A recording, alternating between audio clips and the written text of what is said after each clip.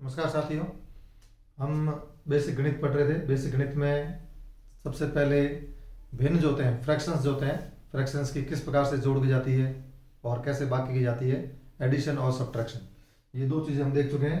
पहले सबसे सिंपल देखा था, दोबारा फिर हमने देखा था कि जो उससे थोड़ा टफ देखा था किस प्रकार से उनका एलसीएम लेकर करना होता है।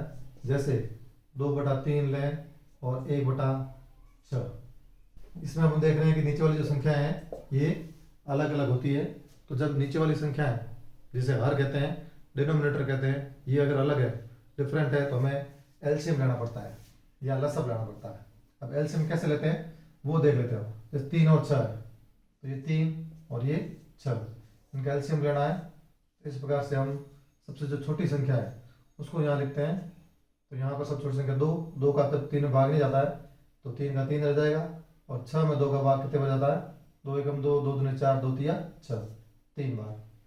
अब इनमें भाग देना है हमें, इनमें भाग देंगे 3 का, 3 में 3 का भाग 1 बार, कॉमा की जगह कॉमा, और 3 में 3 का भाग 1 बार। तो ये हमें गुणनखंड करने पड़ेंगे। गुणनखंड विधि के द्वारा ये हम एलसीएम निकालते हैं। फिर यहाँ की जो संख्या है 2 और 3, इनको गुणा करते हैं और आता है 6। तो 6 क्या है, एलसीएम, या जिसे हम कहते हैं लस। एलसीएम जो है एलसीएम, लोएस्ट कॉमन मल्टीपल, या हिंदी में कहते हैं इसको लघुत्तम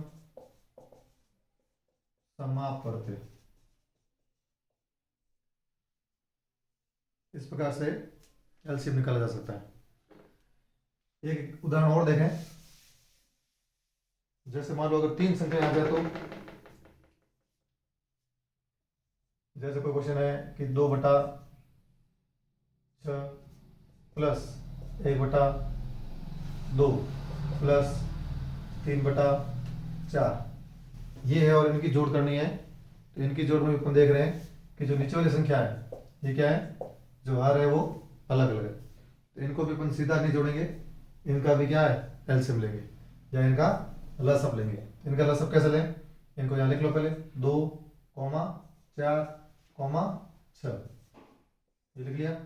फिर वही सेम मेथड है, सबसे छोटी संख्या से भाग देना शुरू करेंगे। सबसे छोटी संख्या कौन सी है, 2, 2 का ऐसे भाग दिया, 2 एकम 2, फिर कॉमा, 4 में 2 का भाग देंगे तो 2 दूने 4, 6 में 2 का भाग देंगे तो 2 एकम 2, 2 दूने 4, 2 तिया 6, 3 आ गया। अब फिर आगे चलते हैं। अभी भी इसमें 2 है तो 2 का भाग जा सकता है, तो 2 लिखेंगे अपन, 1 का 1 रहेगा, कॉमा, 2 में 2 का भाग जाएगा 1 बार, 2 एकम 2। फिर 3 में 2 का भाग जाता नहीं है, तो 3 को 3 ही रहने देंगे। फिर आगे चलें, इधर 1 आ गया, इधर 1 आ गया, लेकिन इधर भी 1 नहीं आया, तो अब 2 का भाग तो जाएगा नहीं, 3 का भाग जाएगा। तो इधर 1 का 1, 1 का 1 और 3 की जगह रहेगा 3 एकम 3।